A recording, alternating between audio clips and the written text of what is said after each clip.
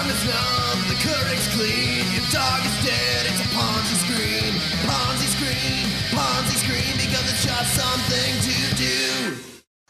Okay, so there's this doctor in the border, and it's like Mexican border town between Mexico and Texas, and I'm gonna use a pseudonym because I was told from his attorney that I had difficulty reporting on this story because... You know this man? No, I talked to his attorney because he is constantly given death threats by Mexican drug cartels. Damn. Okay, so this guy is technically a dual citizen of the United States and Mexico, and he's so worried about these drug cartels that he has all of his money that he makes. First off, he does a lot of like pro bono work. He's like he heals the drug cartels and he heals the cops after they both like kill each other and stuff. Kind of like an anti-Omar, if you will, an inverse of Omar from The Wire. Yeah, he's like the guy in John Wick who's just like, give me one of them gold coins. I'll stitch you up real good. So he's like a benign neutral. Yeah, he's Yeah. But he's a target because he does all that stuff pro bono, but then he makes all of his money because there's a bunch of fucking like cosmetic tourism. So it's like motherfuckers from Corpus Christi and Houston drive down to the border town. They all have listeners from Mix-a-Lots. I like big butts and I cannot lie. Yeah, dude. Wait. Is he literally doing plastic surgery for these other people? Yeah. And he's healing people who are drastically affected by drug wars. Yeah. And then also just like giving somebody a big old ass.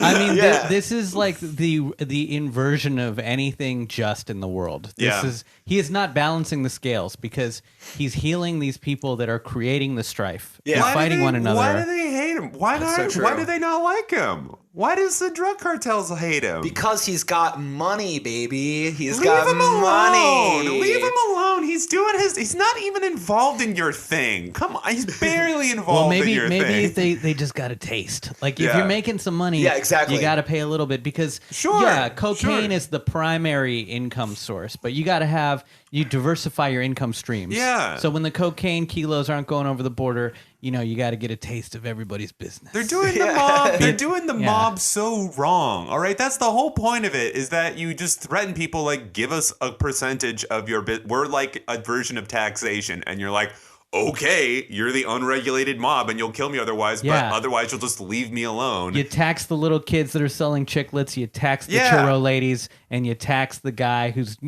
injecting the lips with filler. Yeah, and exactly. They're just like, no, we're just violent. Like we're very violent.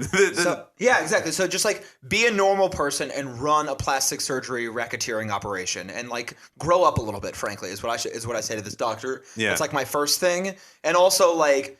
Frankly, when there's a lot of people giving with guns, just like give them a little bit of money to stay calm. But he has a different idea about what to do with all this plastic surgery money. What's that? He puts it in American private asset management banks. This man has jumped. He puts it. This is gone. I'm already I'm so.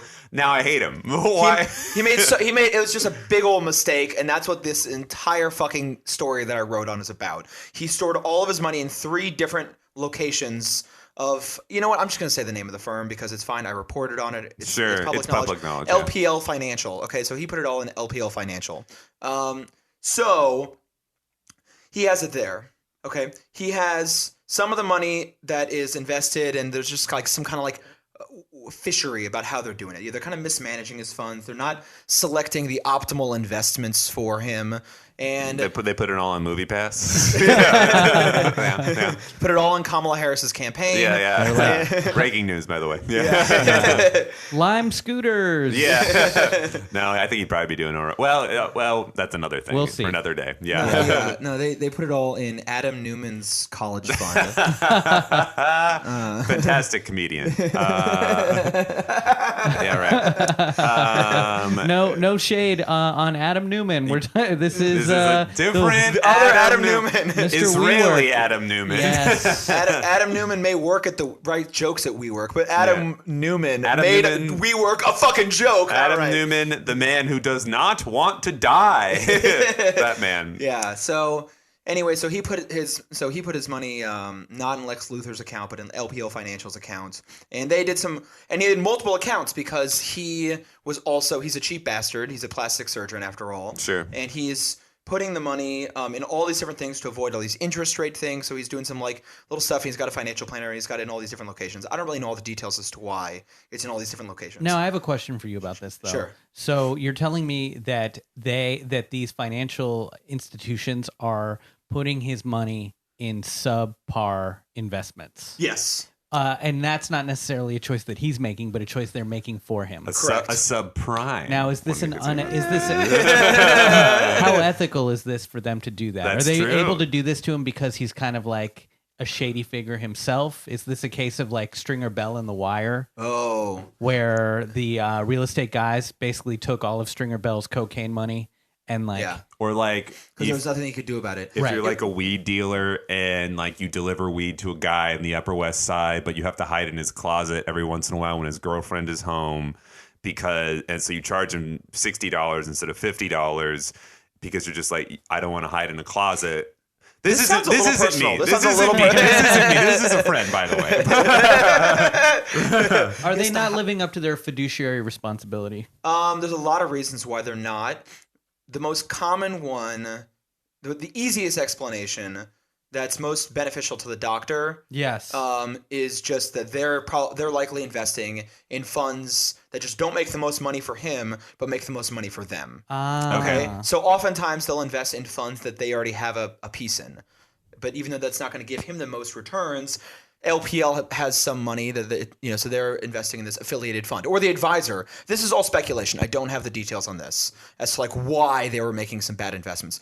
But something that would be, maybe beneficial to a narrative more beneficial to LPL brokers would be that he wasn't paying attention because this motherfucker was all the way in Mexico and wasn't keeping track of his money, and we were just following orders that were bunk from a long time ago, which I think is fucking bullshit. I don't think that is a reasonable thing. You think this investment firm is like particularly fucking it up?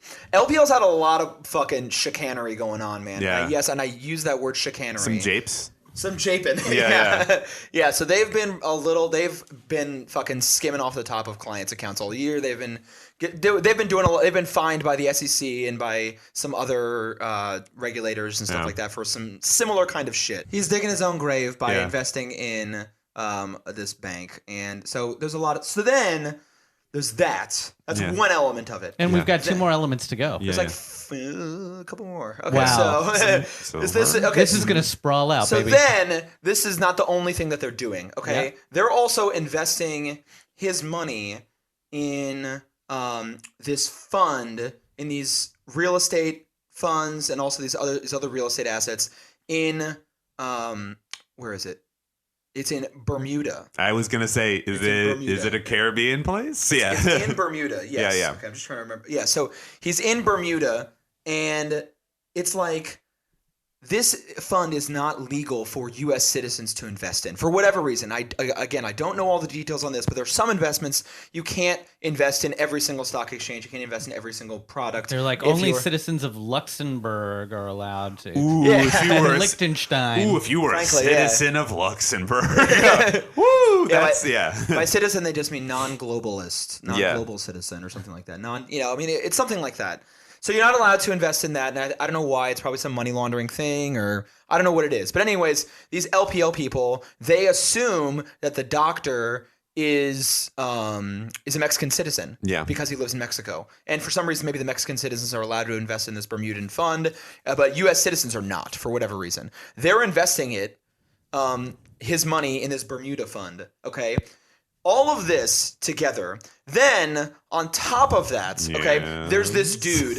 And the way that this lawyer described to me this dude, it was like fucking Brad Pitt in Burn After Reading. Oh my God. Oh, like, you're so plugged into the intelligence I'm community. just saying, it's a layperson. Well, I think the quality of the intelligence dictates how high up he is, not what we know. I also... Do you have any water? I gotta hydrate. I got tap water. Are you kidding? Okay? There's a fucking rogue element character, okay? Yeah, he's just like, yeah.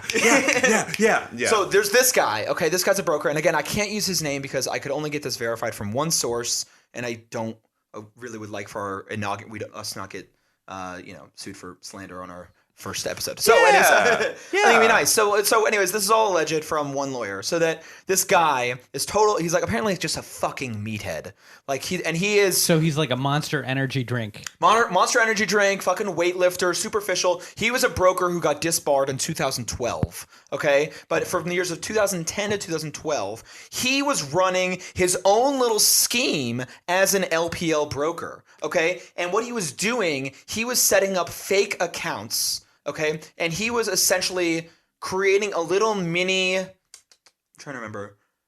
I would assume it was an actual Ponzi scheme. An actual I would say, like, wait a minute, you're describing a miniature Ponzi scheme. So not to bring out the title of the show too soon. Yeah. But he was actually creating a little Ponzi scheme allegedly. Okay, so a Ponzi scheme is where you invest someone's money and you tell them that you're going to give them this much return, but instead of actually giving them return, you're giving them a chunk of somebody else's investment who you promised the same thing. Yeah. Okay, a Ponzi scheme is like... It's trickle-up economics, where you have somebody, right? you have tiers, right? You've got one guy at the top, and then he says, hey, you get 2 more people to invest. That's a pyramid scheme. Okay. That's a pyramid scheme. Yeah. It's slightly different, okay? Sure. So a Ponzi scheme is a pyramid scheme is like a McDonald's that doesn't actually sell McDonald's. It when you go to the register, it sells other hamburgers. McDonald's. Yeah, it doesn't. And sell then those hamburgers. McDonald's only sell other McDonald's. Yeah. There's no actual hamburgers. Yeah, They're just selling There's McDonald's. no fucking hamburgers. There's no hamburgers, and everyone's expecting there to be a hamburger at some point, and there never is. No, everyone's very hungry. And then they get hangry. And then they get angry. And then the guy who sold the initial McDonald's, he's taking collections from every single sale of every other McDonald's. That's a pyramid scheme. Yes. I'm hating it. Yeah. So, yeah. But a Ponzi scheme is different. Ponzi scheme's slightly different. A Ponzi scheme is a similar principle, but it's more fund based. So it's like I'm going to launch a new fund, or I'm going to get some startup money to start this new. It's not as good to say that it's a McDonald's because that's a company, and a Ponzi scheme is funds. Okay, so I'm going to start this new.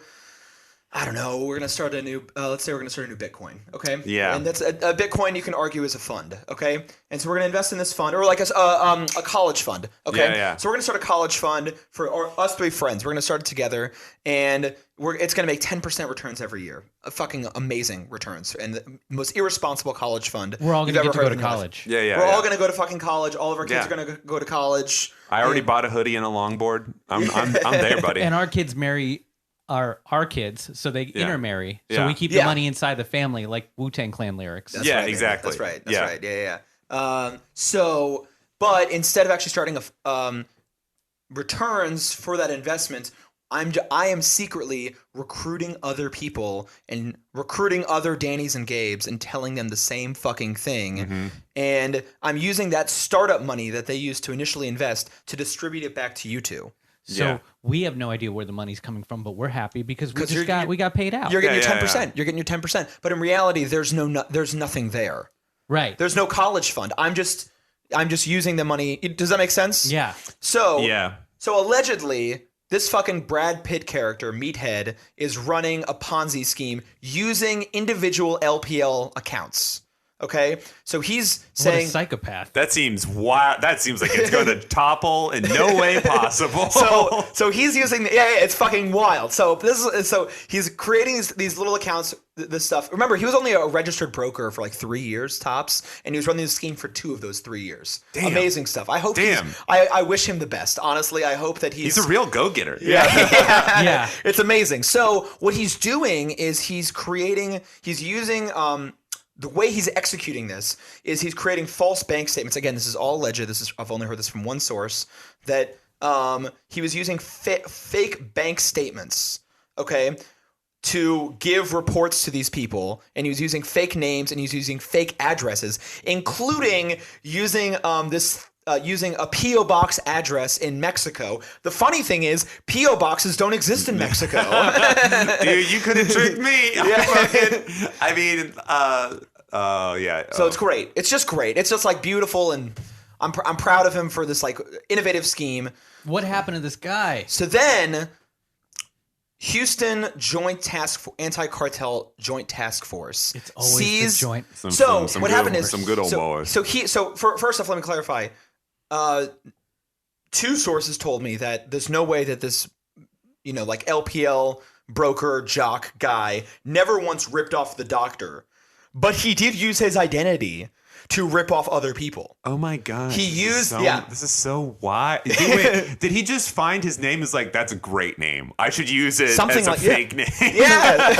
This doctor has a target on his back from several parties. One, the cartels want to kill him for healing the cops. Yeah. The cops want to kill him And because for it's healing the less of their money. cartels. Yeah. Right? Then now all of these defrauded investors think that he's the guy who's taking their money. Well, the defrauded investors don't necessarily know that it's him. Right. But the Houston Joint Task Force sees, drug cartel affiliated doctor on the border town, has illegal assets in Bermuda, and has like 3 bank accounts already. Because remember, like I said, he likes to save interest or whatever. Yeah. He likes to avoid those interest rates. And he also has all these fake accounts on top that this fucking Brad Pitt character created to do this separate fucking fraud scheme. Just a sheriff from Houston, like, boy, this is what we in the business like call slam dunk. 80-gallon hat. Yeah, it's a fucking You can imagine the guy. Yeah.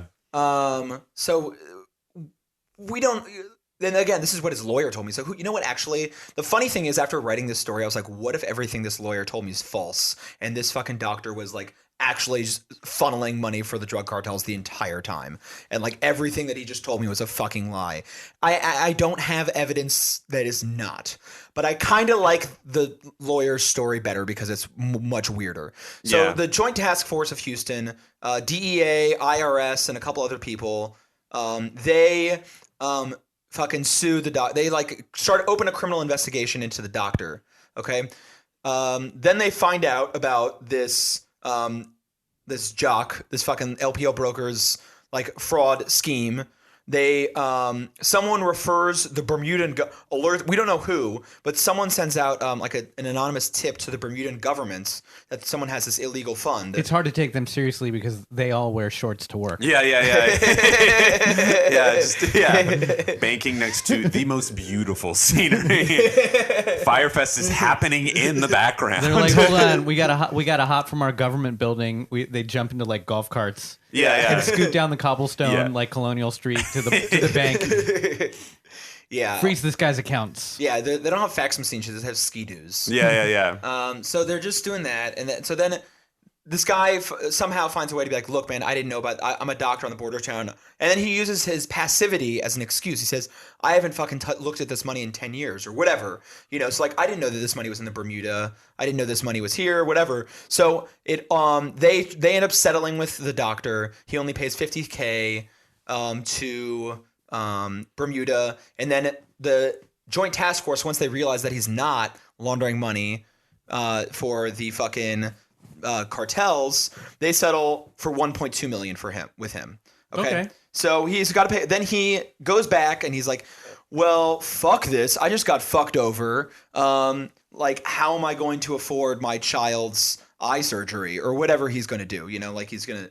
Oh, now your child needs eye surgery. Oh, wow. Look at this. What like plastic eye surgery? I'm just trying to think. I want pretty eyes. Can we get back to the fact that he is a plastic surgeon is probably he is a get for the cartels in terms of like one of those crime doctors. Yeah. Like, because you watch the shows, they're always going to veterinarians. Yeah. You get shot up and they're like, all they have for you is ketamine or whatever you give to puppies with Hey, toothaches. look, no shade to ketamine, but like, you need a general anesthetic. Like, but also, like, one of the biggest things that you need when you're a high-profile crime kingpin is you need facelifts. So true. So That's he's true. perfect. You might just get shot in the fucking face or stabbed. Not everyone can afford CGI like Robert De Niro. You know? Yeah, Like, yeah. it's Right. Sometimes you want to change your look if everybody's seen your face splashed on the front pages of Time magazine, you know? I never even thought of that, but that is a fucking good ass point. There was the I forgot what his name was, the Lord of the Sky, who was one of the cartel kingpins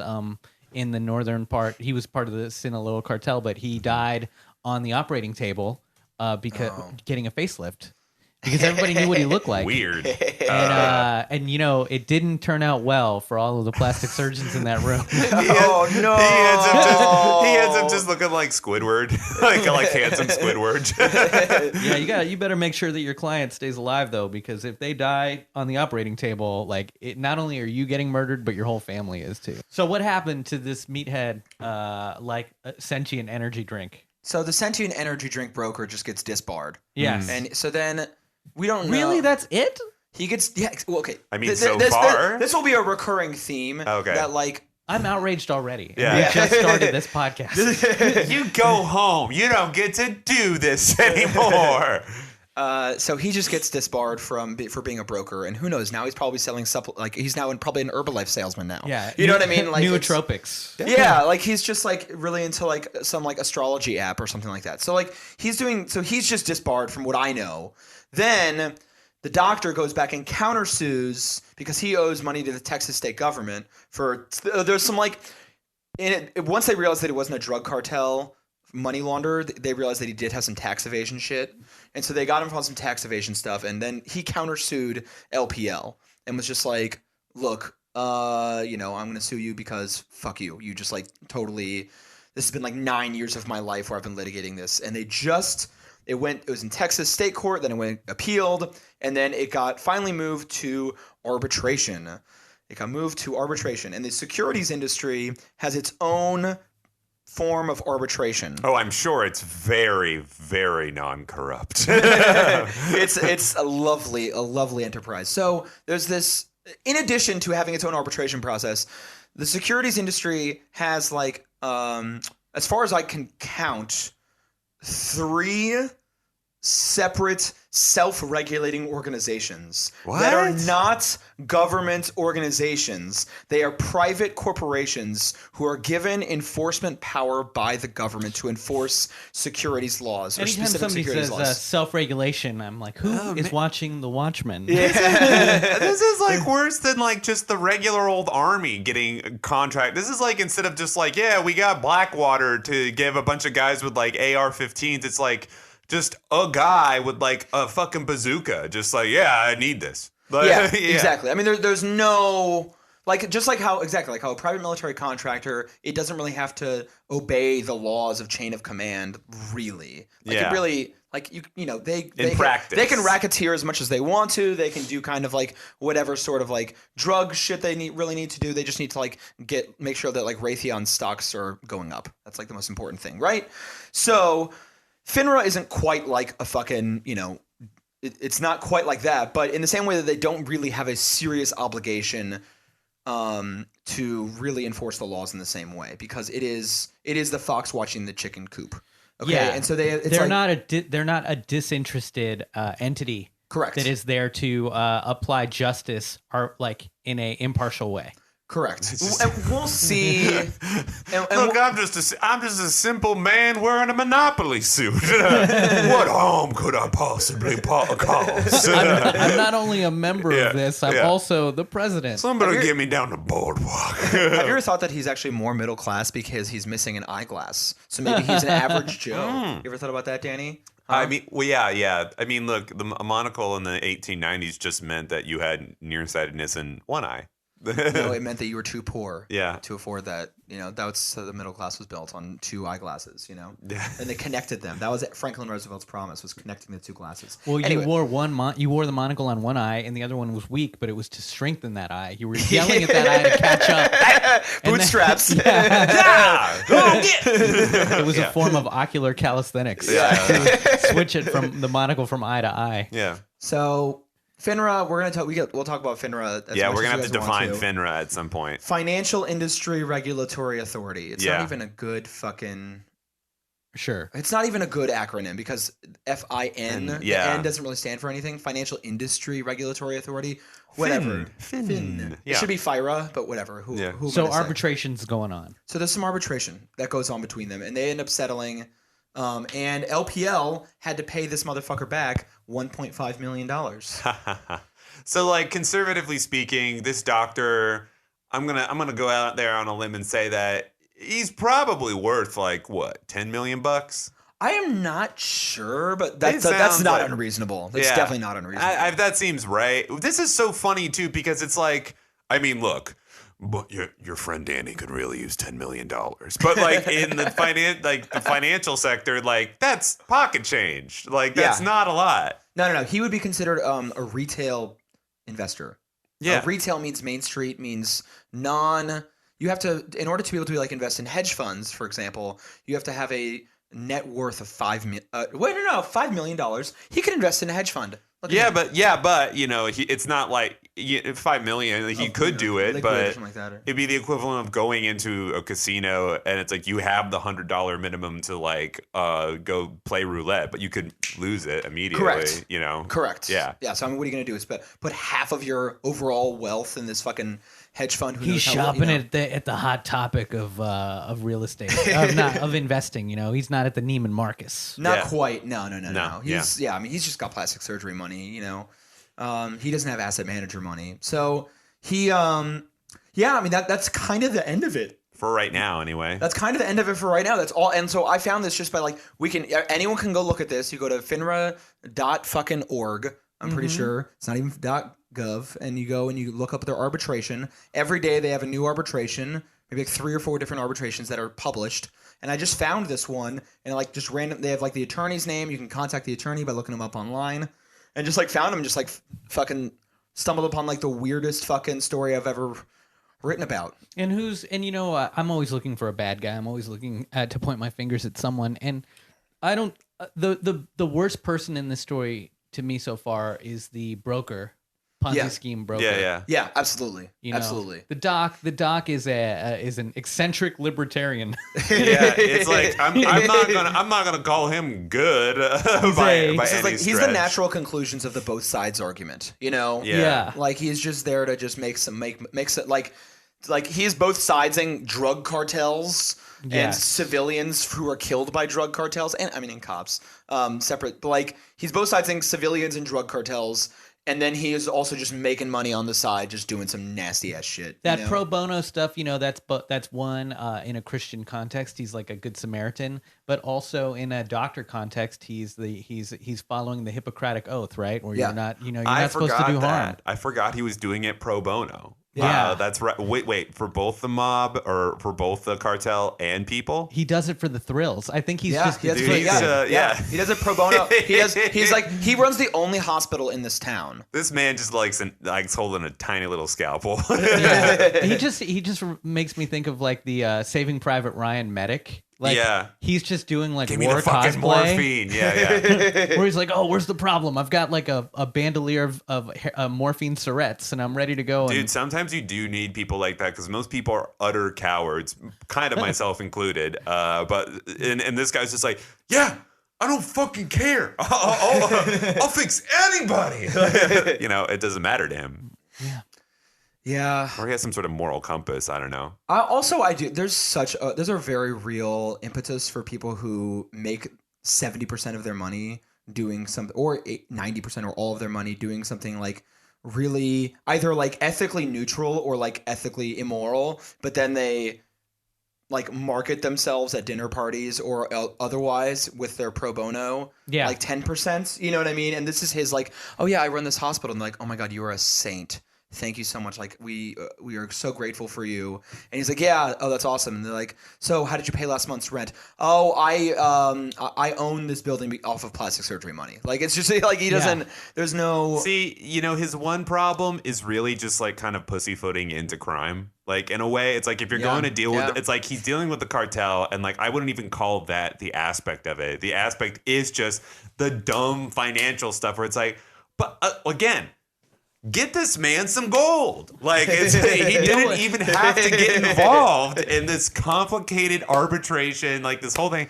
10 years of his life gone. Just like, and he could have had a nice shiny bar of gold. had to pay lawyers. He had to pay lawyers that whole time. Some of it he reminds me of Maury from Goodfellas, like the guy who sells wigs, who gets hooked up with the mob for the Lufthansa heist. And it's just like, dude, if you just sold wigs, you'd be fine. Yeah, he's like the biggest simp in the movie. Just so unnecessary. Or like that guy from the dad from The Sopranos who owns that sports store who wants to get into betting, you know? Yeah. Just stay in your lane, man. Just yeah. Why complicate things? Why your life is already so complicated as it is. Yeah. Does he live in I assume he lives in like Juarez or something like that if it's a border Mexican town? He's south of Corpus Christi, so not Ciudad, not El Paso area. Oh yeah, that's right. Near the Gulf area. That's the western side. Yeah, the Gulf. Yeah. Corpus Christi, famous for producing Tejano singer pop sensation Selena. Also, I believe Wow. Schlitterbahn is there. Do you know Schlitterbahn? Are you serious? Sounds like a German amusement park. That sounds like who funded Selena being killed. It's Schlitterbahn is a water park. It's like a really well-known big water park in Texas, and I think it's in Corpus Christi. It's on the Gulf side of Texas for sure. Schlitterbahn, yeah. Well, we should kind of describe exactly why we're here, though, right? Oh yeah, so this is That's David's voice. Hey, I'm David. This is a show. This is a show called Ponzi Scream, and we're going to be talking about white collar crime and the financial industry and bad people. Yeah, and why they're bad and why we can make a better world when they all parody, we murder them all. Let me be clear. I will not be the first or the last to talk about financial crimes. Yeah. If you listen to NPR or anything like that, you're gonna hear a lot of people talk about blah, blah, blah, somebody's did this white collar crime, blah blah, and then no judgment on it. And the explicit purpose of this is to be like shame. Yeah, shame. Yeah, shame.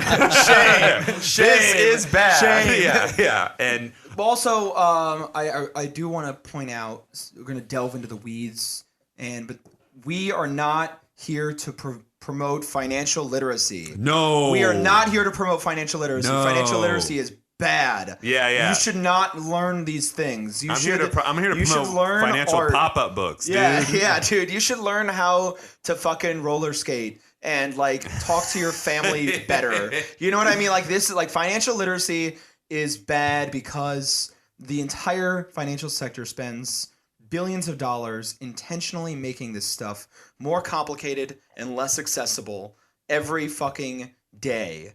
And in order to enrich themselves and to make themselves feel more important. And then they spit on you insultingly and say, why don't you know enough? You need more financial literacy. If only you had financial literacy, then you would be able to avoid this. I mean, it is as much of a fucking red herring as you can get as the root of why people don't get the financial sector. It is not about literacy.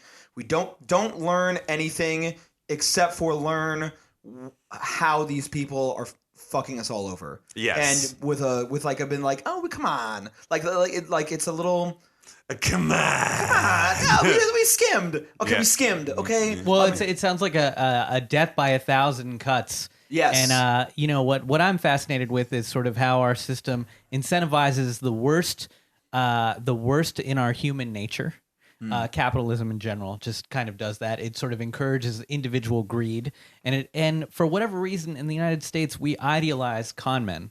We love con men. We love snake oil salesmen. And that's who's in charge right now. You guys see Catch Me If You Can? That man was a sociopath. Remember when he fucking ruined that family's life by pretending to be a doctor and a lawyer at the same time, and then he just ran away with their money? Even though they were rich, but he fucking ruined their lives. What was that guy's name? I'm trying to remember. Frank Abagnale.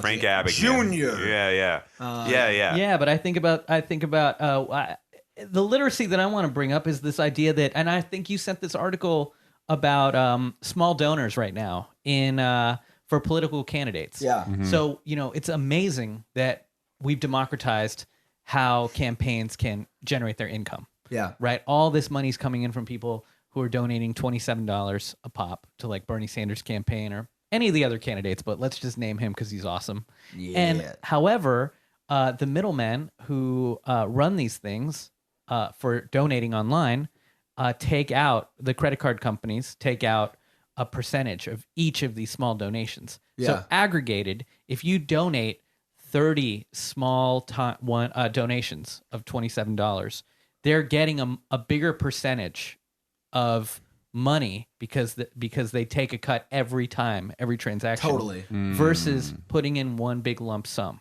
You want to get into the heart of the you want to like do well in the Democratic Party? Get a job working for Act Blue. Oh, You will do well. Oh, they're making a killing. They're making a killing. act green. Oh, just All I see is dollar signs. I'm just skimming a little cream off the top, but I'm providing a great service. Yeah. Why don't you sign my petition on change.org?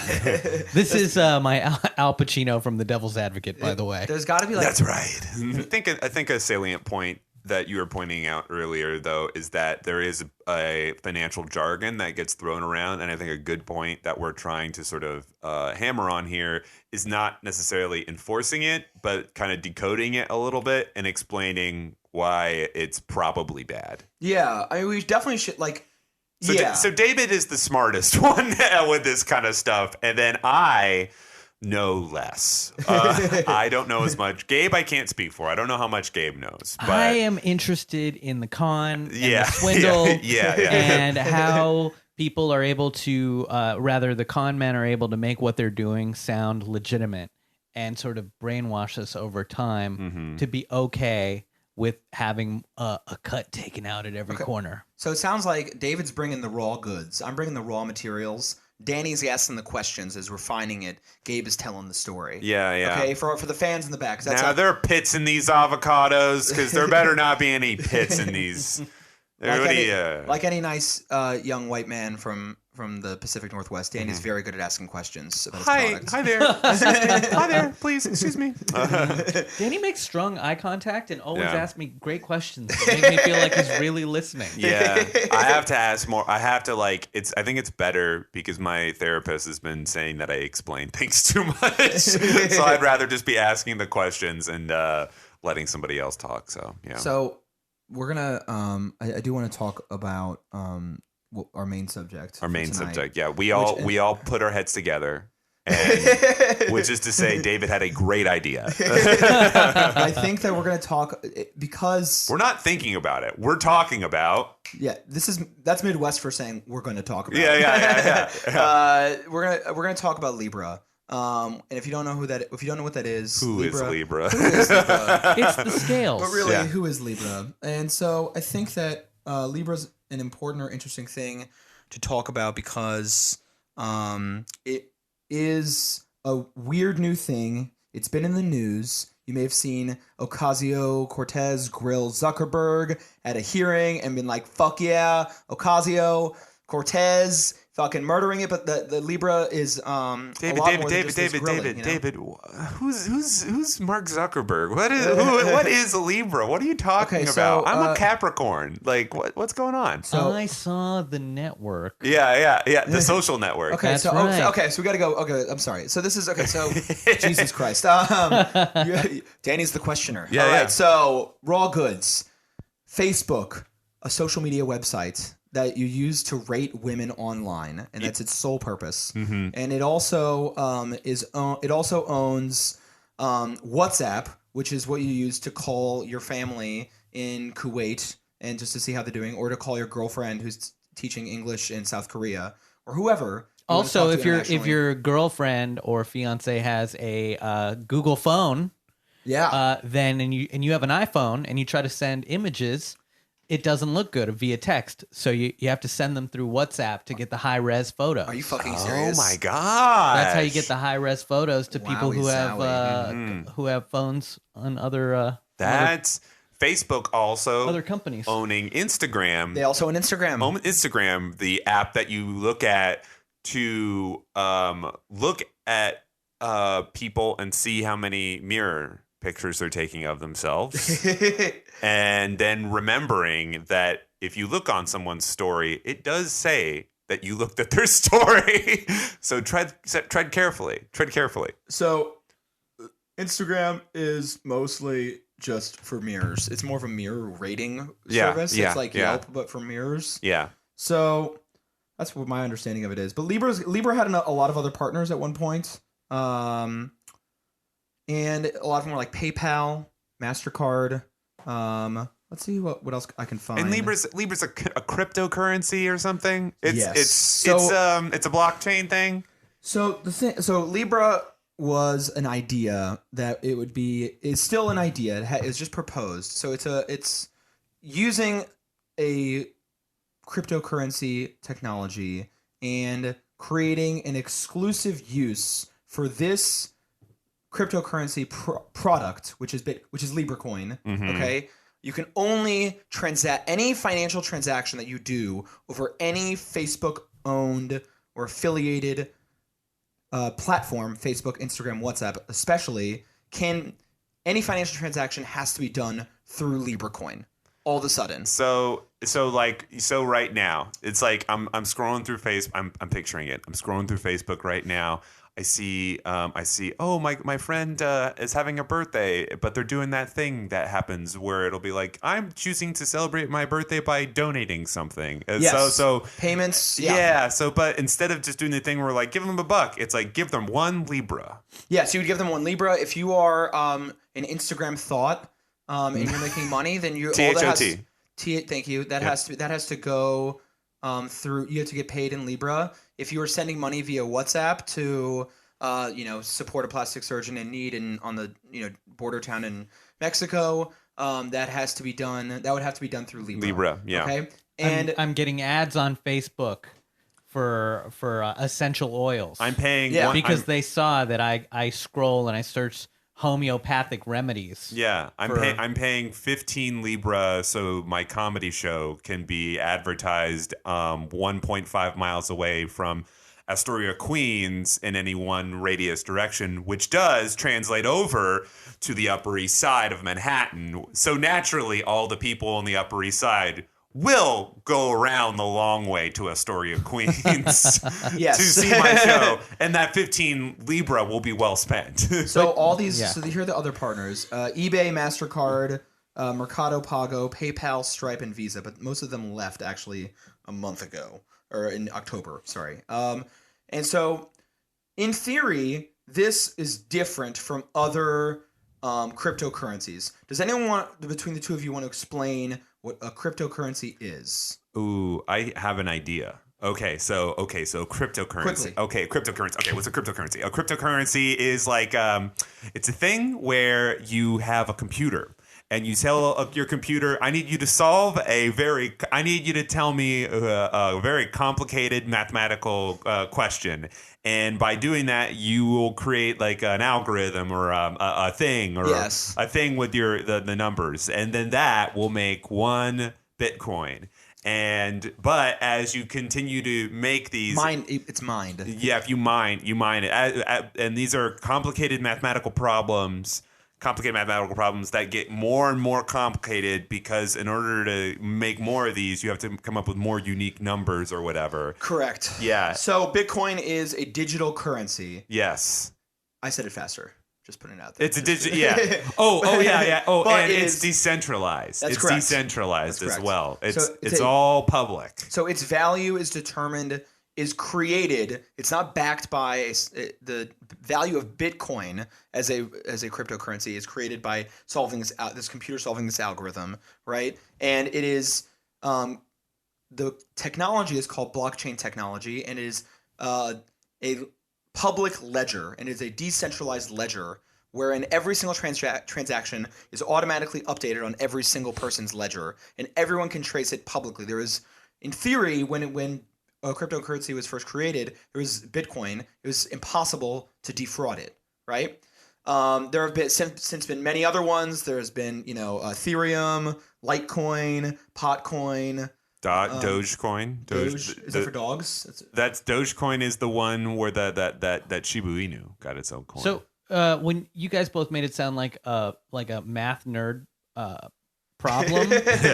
So you create like a math problem that ends up with a very long number, and that number now becomes a unit of of money, something that like exists that. in like a Tron world. This Kind is of. this is an important. What's interesting about this conversation and about the ultimate source of the value of Bitcoin is that affects how it is ultimately will be regulated. Yeah. And there's a lot of different parameters surrounding that. And I want to jump ahead a little bit, and I want to distinguish that from not necessarily from Libra. Libra coin would have been different from Bitcoin because it has this distribution network. Yes. This vast 3 billion person distribution network. 3.5 billion people. Facebook, yeah. WhatsApp, Instagram. It sounds like an unfair platform advantage to the other. And yeah, so in theory, points. any transaction that would happen on one of those two, as I said, any one of these things would happen on that platform would happen to be going through Libra. It has to be, use Libra. Yeah. You'd have to do like an exchange, like doing like you're flying into fucking the Eurozone. You got to switch out your dollars for your euros. You're doing a transaction on Facebook. You got to switch out your dollars for your Libra coins if you want to do any transactions. Yeah, see, Bitcoin. You know, if you wanted to get a Bitcoin back in the day, you had to be a real whiz at this shit. You had to have a girlfriend that resented you, and like you spent most of your time on your custom built PC, like looking on weird, strange forums, in order to figure out how you could get a wallet, to hold your Bitcoin. Or you had a friend who would do this for you, and you buy from your friend for like $150 in 2010. Yeah, and then right? you could forget the Bitcoin password. Yeah, and then you just lose your Bitcoin forever. Yeah. So Bitcoin's really biggest thing is that, okay, what are you going to do with this thing? You have this thing. It's apparently appreciating in value. Then it like dropped in 2017. Then it's back up now or something like that. But this thing, what are you going to do? You're going to buy heroin. You're going to go like there's 3 bodegas in Brooklyn that accept Bitcoin 2 years ago. Okay. And then there's like 3 other uses for it. Go into your friend's house and you're buying their refrigerator from them without their landlord knowing, and you're gonna buy it and you're gonna use it to store some like frozen fucking meats that you're gonna open up and bush meat. You're starting like an underground butcher. Yeah. You're like, would you like some halal orangutan? Yeah. The point. Yeah, fresh from the Congo. Yeah, exactly. The point being though is that it's unregulated. It's unregulated. So that's not true anymore. It was less regulated. It was less regulated. It was less regulated. Okay, so now since 2016, 17-ish, something like that, somewhere around there. it has been regulated. Yeah. The Commodities Future Currency Commission, Commodities Future Trading Commission, CFTC, the Commodities Futures Trading Commission has determined that it is not a currency under law because what the securities regulators do, they look at the concept. They look at how people make money. They look at how the ownership structures. They look at the payout structures. They look at things like that. They look at the power dynamics of a product, not whether it's on the fucking blockchain or whether it's used solving an algorithm or whether it's called Litecoin or Podcoin or whatever. They look at the power structures. So the SEC, the CFTC, and probably a few others got their knockers together. The SEC is the Securities and Exchange Commission. That's the big boy. They regulate securities. They regulate investments in a company or investments in a fund who is invested in a company. Freaking stocks, baby. Stocks and bonds. Stocks, baby. Stocks and That's bonds. right. Yes. Securities are stocks and bonds, right? Yeah. The CFTC regulates commodities. Commodities being Danny's favorite thing in the entire world. All the corn that I got growing in my backyard. And gold, baby. Yes, and my gold. Yes, my gold. Your gold. Pork Yeah. bellies. Yeah. Pork bellies. Diamonds. Coffee. Tobacco. Tobacco. The brown stuff. And, if you guys are watching the movie Trading Places, frozen orange juice was a pivotal commodity from that movie. Yeah. And so CFTC looks at this and says, this is a product that is used that is mined. Literally, that's the vocabulary that they offer us. The verb. This is a mined product that is used that has as much value as people give it. It is something that it can be bartered in theory, but is not backed by a sovereign government. Okay, so then the third type of thing of financial structure that exists in the world would be currency. The obvious one, money, right? Money is regulated by banks, central banks, Treasury Department, Federal Reserve. I love it. So we've got money, we've got currency, we've got commodities. Those three. And we have stocks and bonds. Securities. Securities are stocks and bonds. Securities. So there's Yes. really only three. Securities, which are stocks and bonds. Yeah. Commodities, gold, timber, frozen orange juice, tobacco, heroin. Eucalyptus Actually, heroin. leaves. Yeah. Heroin and weed, arguably, maybe less weed, but I mean, like, you can make an argument that they are commodities in some way. And then currency. And currency has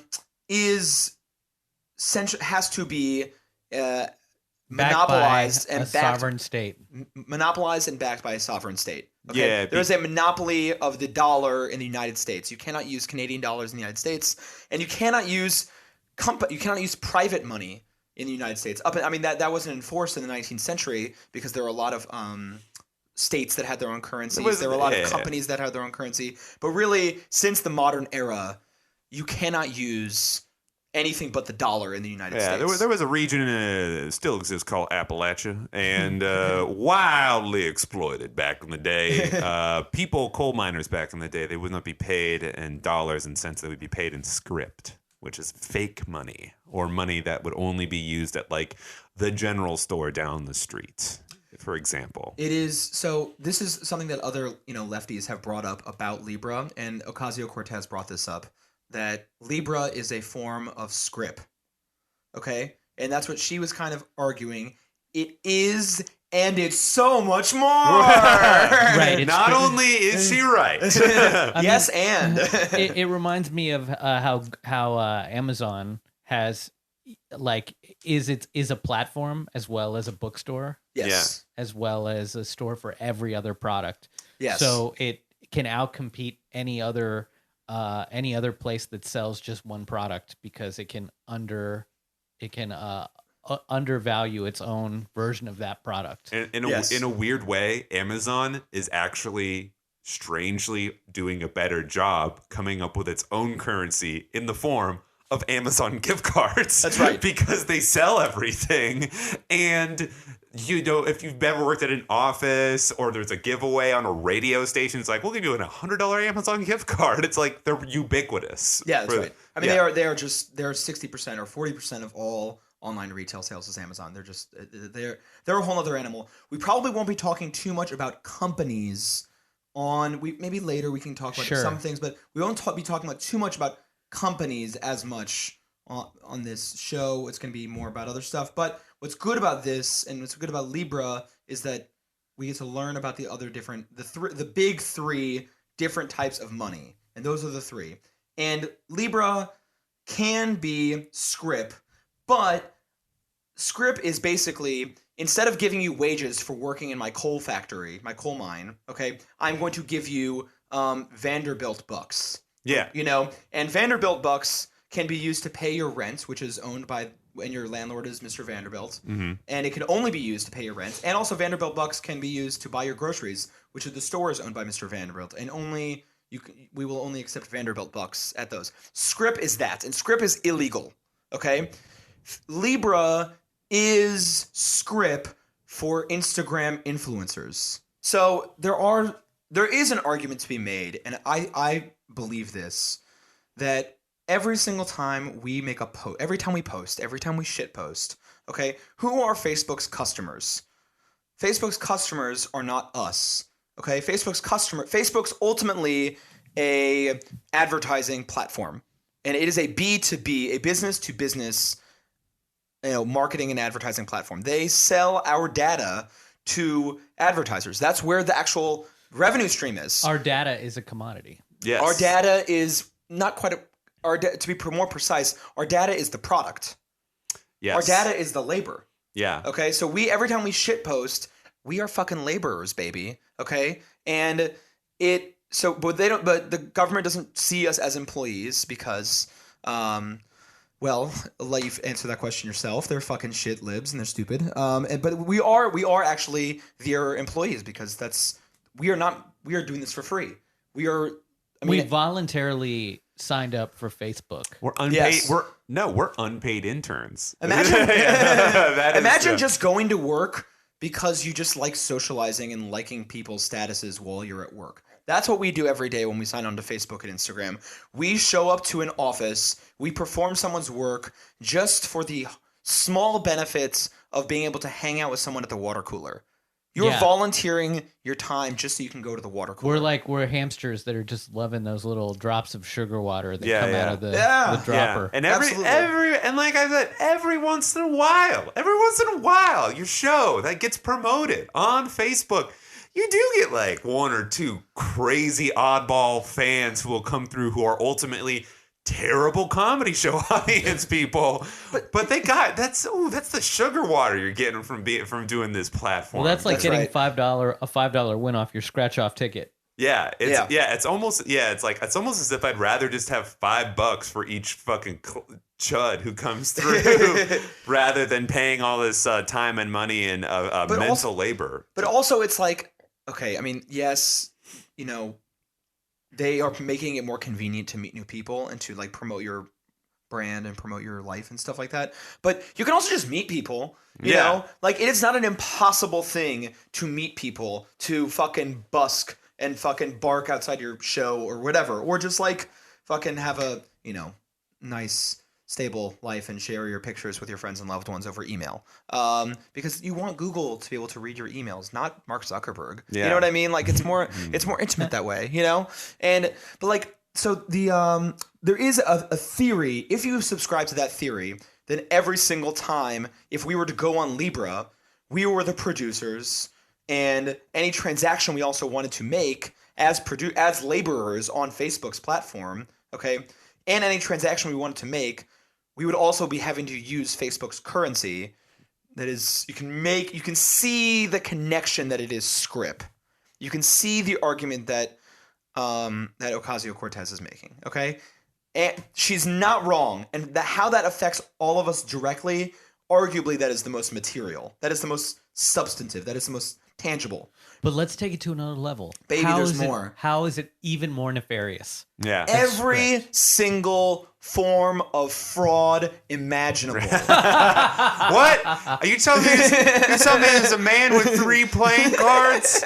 He's going to be using a small little desk and say, find the queen, man. Every single form of fraud imaginable incentivized. Okay? Sure. Imagine if the SEC, the CFTC, the Treasury Departments, the Federal Reserve is maybe not apropos in this, but those three, okay, had an incentive for the people that they regulate to commit as many transactions as possible. They directly benefited money in their wallets every single time there was a financial transaction. Not just like it's good for the economy and we want to support, you know, the growth of the America's GDP, but like, no, literally, tangibly, they are benefiting. It's the middleman taking his cut every transaction.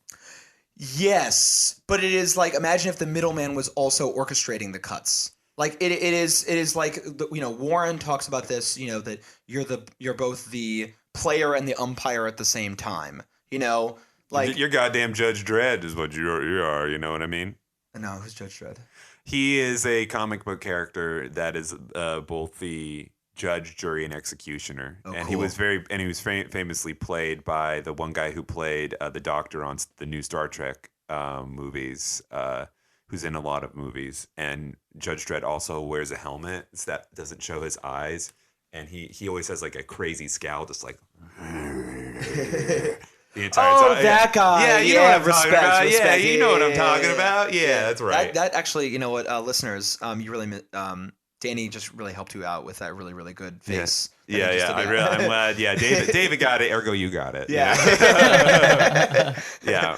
But it's they're in power. They're the ones controlling all of that. So imagine if, every single time you make a transaction with a Bitcoin, right? That helps other Bitcoin people, because that pegs the wealth, right? That pegs the wealth, and that gets more people involved. And if you break it up more, and that increases demand, okay, and that increases its price and overall its net value. Libra, similar concept, but it's like if you have a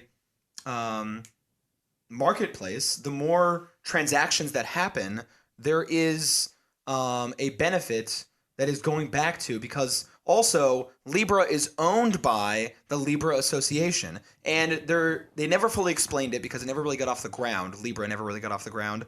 Whether when you own a Libra, whether that is just a symbol of something that is pegged to the overall value, or whether it is like an investment in it. So like is it like a pro rata interest in the reserve of Libra coin? Pro rata.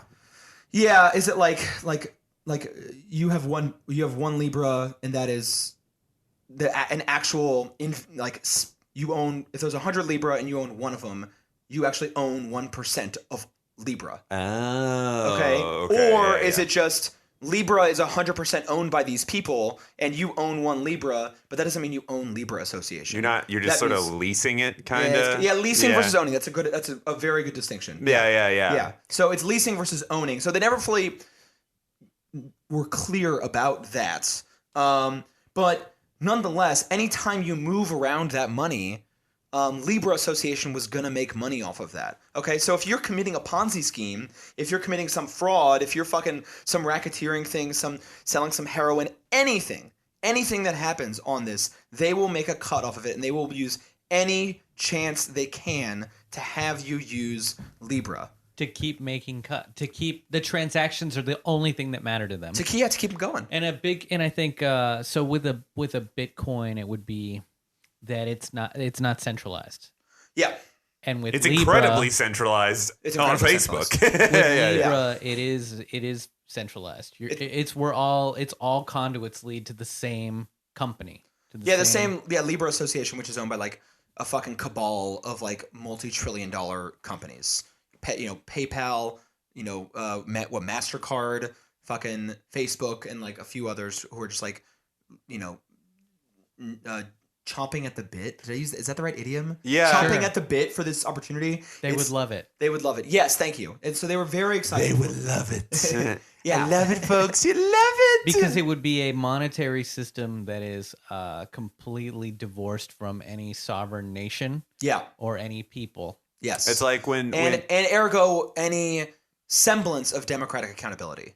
Yeah, it's like remember when there was like a fucking Netflix episode on Hong Kong Shanghai Bank HSBC, and how they were like involved in some sort of like shady trading thing where they they fucked up basically, and their executives like went to congressional hearings and were like, "We are sorry, we are wrong, we get it. This is a big problem."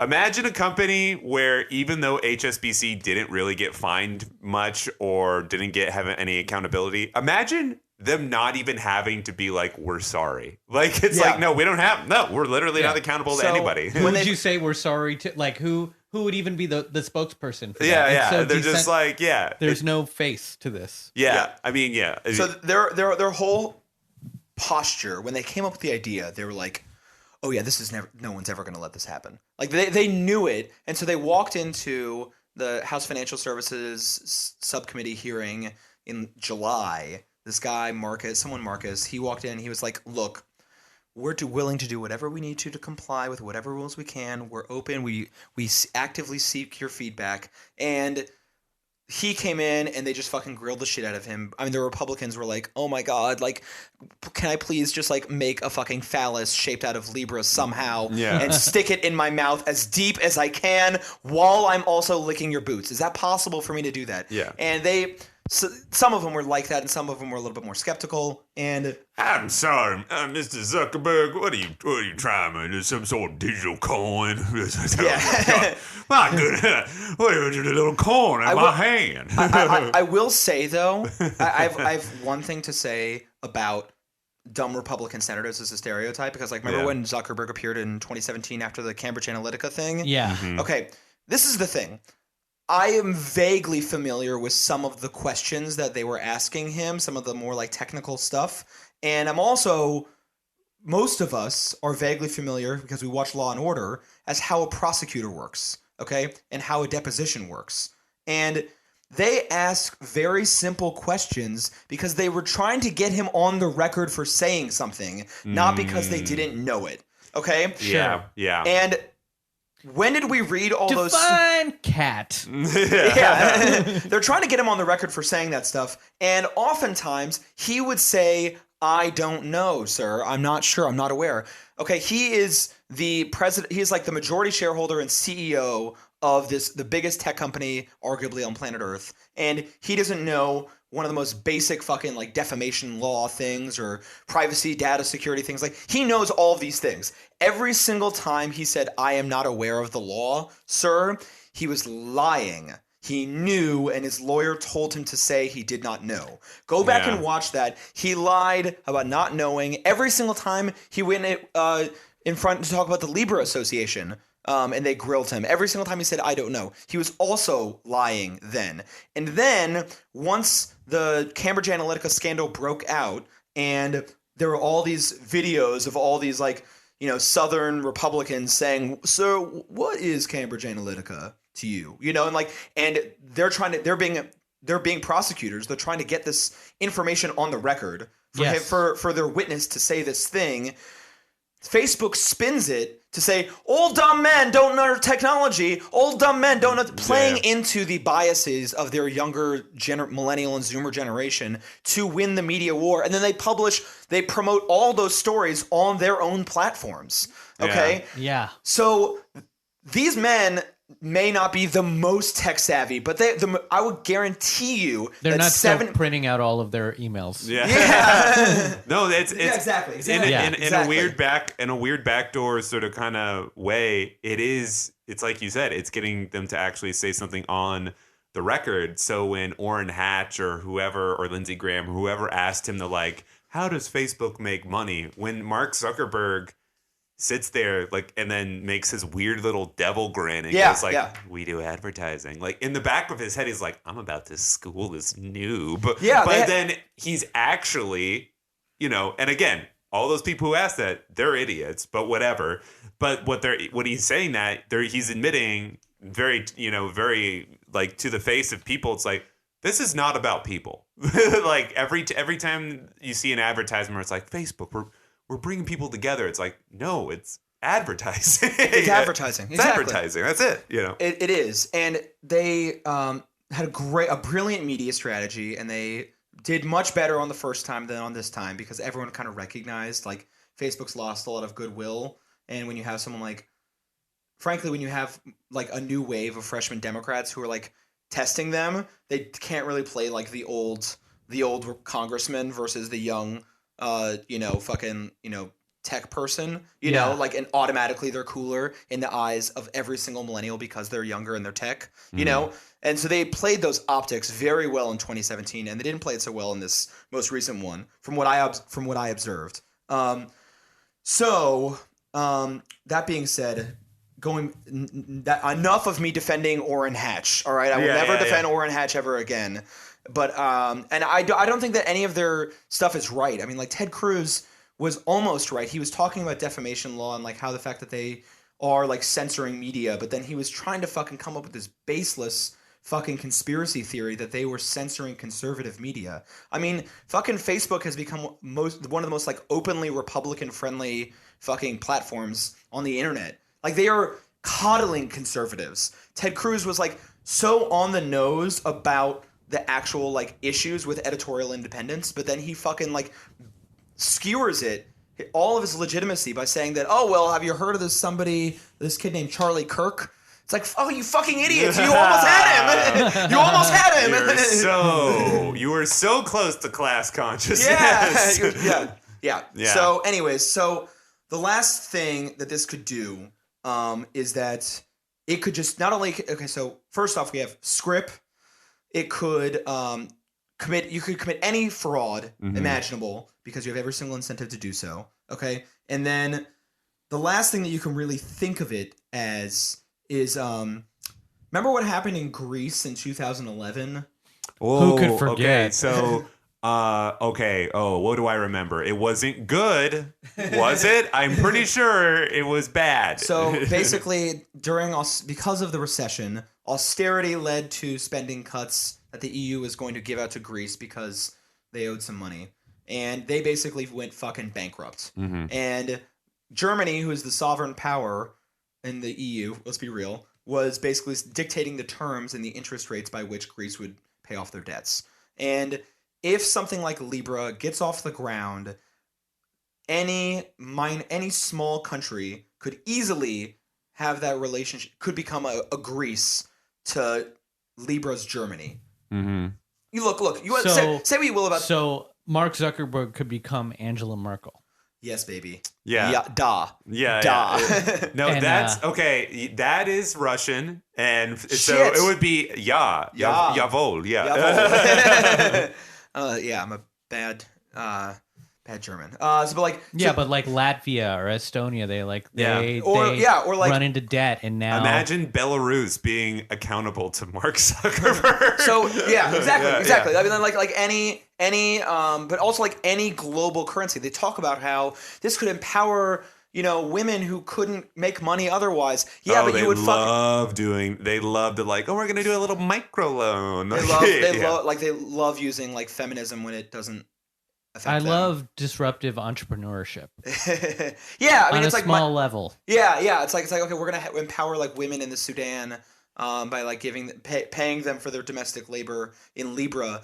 Yeah, but that's because the Sudanese dollar literally means nothing now, and it could become the fiat global currency like how the dollar is. But there is arguably there's no World Trade Organization, there's no IMF, and there's no democratic sovereign government holding the dollar accountable. It's just a private cabal of like trillion-dollar asset firms who would just be dictating the terms by which Senegal would be paying off its fucking debts to the Libra Association. Okay? And don't get it twisted, folks. The IMF is bad, but like No, they're bad because they're not doing better. Yeah, they're not doing that. Like Does that make sense? We don't like the IMF, but in a weird twist of fate, they are the better option in this situation. Yeah, from a harm reduction perspective. Yeah. Look, a 15% interest rate is worse than a 7% one, and the IMF does a fucked up 7% one or something like that. I don't know, but Libra could easily do 15% or something or whatever. They can do whatever the fuck they want. It would be accelerating things to where we've privatized currency for everyone. Yes, it's a bank. Exactly. It's a bank versus a cash checking place. Because like a bank, a it's like payday lender. Yeah, payday lender. It's like a bank. You got 77%, and those payday lenders is like you will pay us 70%. Exactly. It could easily be exploited. It's usury. I mean, it could be global usury, and like really, really, really bad. It's a neoliberal wet dream as well. Yeah. Like it really is slowly privatizing what was otherwise once essential government services that were democratically owned and democratically held accountable. And Right. Yeah. Libra will never get off the ground because even neolibs recognize, and frankly, most fucking conservatives recognize, that the legitimacy of the monopoly of a currency is still held in the power of the sovereign state. So we got to have currency, the military, and the police. and those are the three pillars. And we've already privatized two of them. Yeah. We've already privatized the military and the police. You can't privatize currency, baby. How are you gonna get all those Southern lawyers I was talking about just walking down the street flipping a coin? You can't privatize having a good time. Exactly. Yeah. So that's Libra's. That's Libra, and I hope that it'll be easier for us to talk about the securities industry. We'll probably put like maybe a link of like maybe some good reading into this, That's a good idea. because that's probably a good idea because it is a dense, and most stuff in this will probably be more dense than not, but that's what you want. You want those complex carbohydrates. You don't want that white bread. Let's get bullshit. thick, baby. I want to have nuts. I want to be eating 16-grain nuts. All right. Yeah, you're not going to crash anytime soon. Yeah. I This want is gonna this take a while to dietary fiber to digest. go right through me. Let's make your commute a little more interesting. Yeah. With this podcast. Yeah. Welcome to that whole grain Ponzi Scream. Ponzi Scream. Yeah. I want to feel like the smooth peanut butter is actually chunky because there's so many nuts in the bread. Yeah, baby. That's Yeah. it. That's us. Okay. And next week, I don't know. We'll talk about something else. We can talk about excessive fees. Yeah. We want to talk about excessive fees next Yeah. week, and then fiduciary duties. Those will be that's a little bit more vegetable homework. Yeah. Vegetable Yeah, stuff. it's all fucking vegetables, you fucking piece of shit. You don't deserve your sweets. You don't deserve your sweets. Yeah. All You want right. to listen to that? If you want sweets, listen to My Favorite Murder. all Yeah. right? Okay.